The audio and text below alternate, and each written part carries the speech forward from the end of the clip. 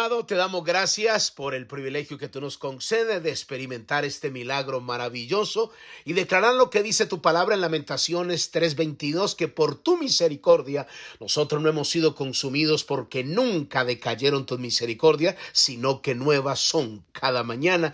Gracias por tu fidelidad, gracias porque hoy nos regala un nuevo día, por la palabra que nos hace tanto bien. Estamos seguros, Padre amado, que esta palabra llegará a miles de personas en diferentes lugares. Oro por cada persona que escucha estos devocionales, donde quiera que se encuentren, sean bendecidos ahora en el nombre de Jesús. Amén y amén. Gloria al Señor. Le damos la bienvenida a aquellas personas que forman parte de esta familia, que entraron a los devocionales desde el corazón de Dios. Soy el pastor Fabio Castañeda, donde todos los días pues escucharás una palabra que estoy seguro, aleluya, que bendecirá mucho tu vida.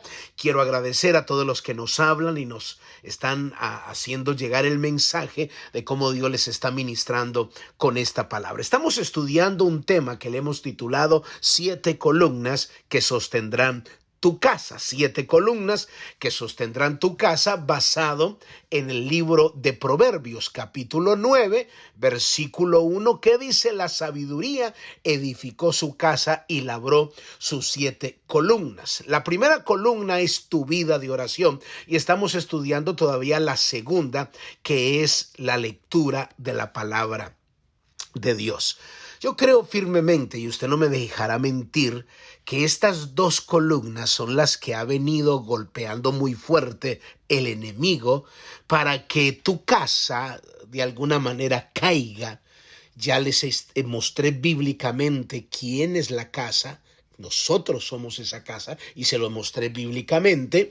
Ahora, usted y yo sabemos que estamos viviendo un tiempo y una generación donde la gente ya no lee la palabra como antes, donde la gente no ora como antes. Ayer hablábamos porque vivimos en una generación de mucho entretenimiento, de muchas cosas, donde el afán y la ansiedad cada día aumenta más, y uno va descubriendo por la formación aún mismo de las personas que forman parte de las iglesias, que uno ve que aumenta los años en ellos, pero no la madurez. Es porque han perdido el contacto con la oración y con la palabra. O sea, cualquier persona les predica un mensaje y como no leen la palabra, entonces no saben, están creyendo cualquier cosa que escuchan y se dejan confundir con facilidad. Entonces Dios, a través de esta enseñanza, quiere que volvamos a estas 2 columnas, porque de alguna manera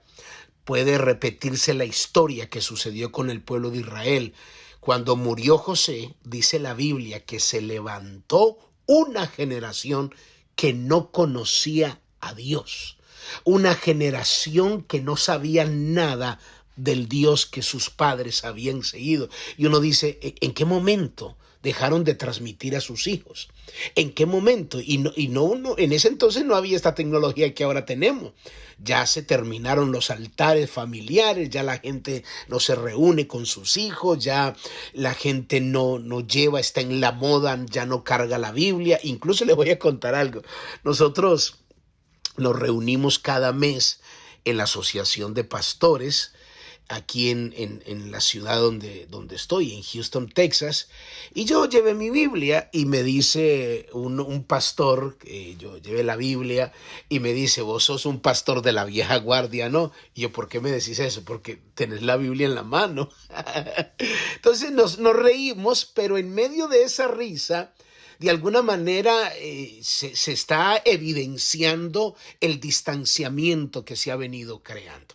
Ahora, cuando nosotros no nos conectamos con la palabra de Dios, entonces el cristiano va perdiéndole la validez. La palabra sigue siendo viva, la palabra es verdad y sigue teniendo poder, pero la persona, como no se relaciona con la palabra, entonces dice: Señor, háblame, entonces se la pasa de culto en culto buscando profetas que le prediquen y que le den una palabra que ellos están buscando, y la revelación ya está ahí, ya la voluntad de Dios ya está escrita, está en la palabra, no la quieren leer. Ahora, mire lo que dice el texto con el que iniciamos esta segunda columna. Segunda de Timoteo 3:16 al 17 dice: toda la escritura es inspirada por Dios y útil para enseñar, para redarguir, para corregir, para instruir en justicia, a fin de que el hombre de Dios sea perfecto, enteramente preparado para toda buena obra.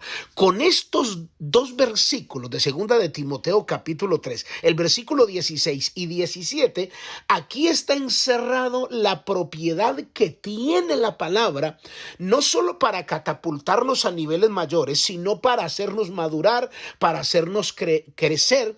Y por eso estamos estudiando cada una de estas partes, cada una de estas razones que el apóstol Pablo le da a Timoteo del por qué él debe de leer la palabra, debe de no perder el contacto con la palabra. Estuvimos hablando el día de ayer el primer término, cuando dice la Biblia que toda la escritura es inspirada por Dios. Entonces terminamos mostrándole segunda de Pedro 1 del 19 al 21, cuando dice que la palabra no vino por voluntad humana, sino que los santos hombres de Dios hablaron siendo inspirados por el Espíritu Santo. Entonces esto hace que cuando usted sabe esta revelación, cuando usted se acerca a la palabra, entonces no es un libro cualquiera, es una palabra que tiene vida en sí misma, una palabra que tiene vida, que es espíritu, y se lo voy a mostrar bíblicamente. Cuando Jesús estaba enseñando y soltando la palabra, porque la palabra tiene la propiedad de confrontarnos, Juan capítulo 6, versículos 60 al 69, dice la palabra: al oír muchos de sus discípulos dijeron: dura es esta palabra, ¿quién la puede oír?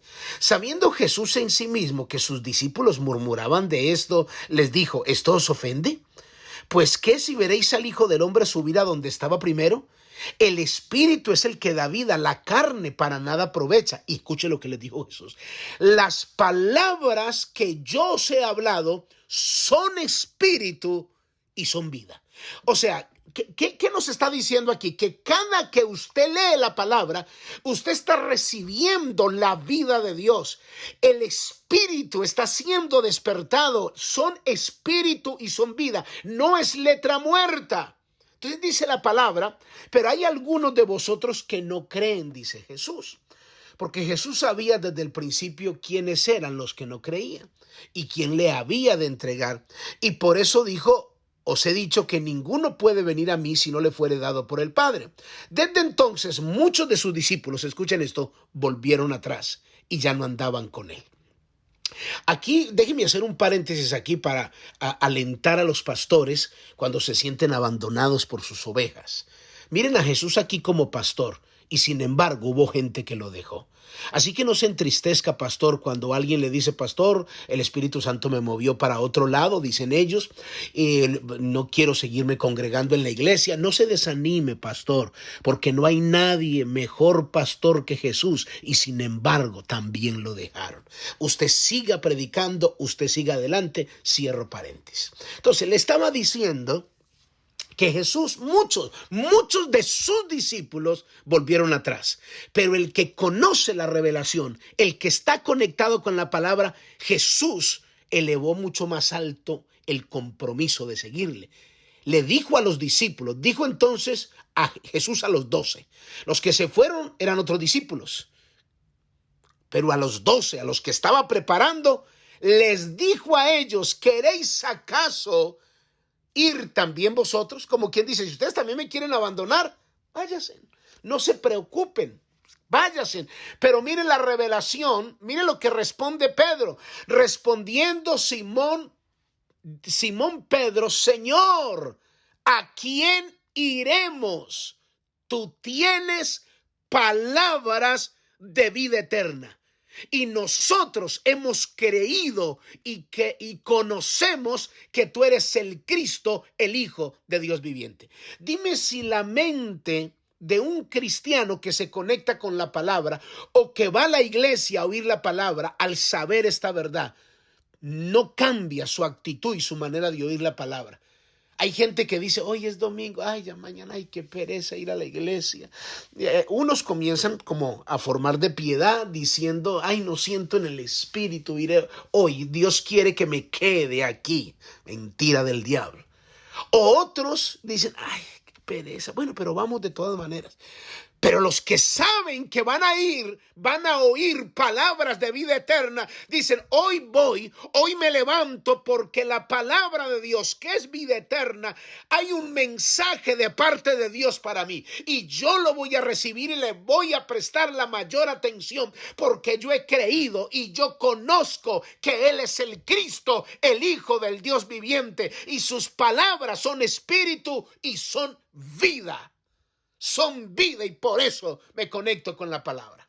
Es que hay una diferencia, mis amados hermanos, muy marcada. Déjeme dar este ejemplo. Cuando usted lee un libro cualquiera, usted como lector da el concepto de ese libro. Pero cuando usted lee la palabra es diferente. A lo mejor usted lee un libro cualquiera y dice, me gustó, no me gustó. Y ya como lector dio ese concepto. Pero cuando usted lee la palabra es diferente. Antes ella da un concepto de nosotros. Esa palabra nos dice en la propia cara cómo somos, cómo pensamos y hasta lo que hacemos. Por eso muchos dicen, no lea la Biblia que se enloquece. ¿Por qué? Porque es que le está hablando en su propia cara. Mire, yo predico estos devocionales. Yo no sé hasta dónde avanzan. Yo suelto la palabra y me han llamado de diferentes países. Gente me ha dicho, ay, pastor, usted ha dado unos ejemplos que parece como si usted estuviera o hubiera puesto una cámara de grabar en mi casa. Todo lo que usted dijo, los ejemplos que dio, todo lo que dijo, pastor, era mi familia, soy yo.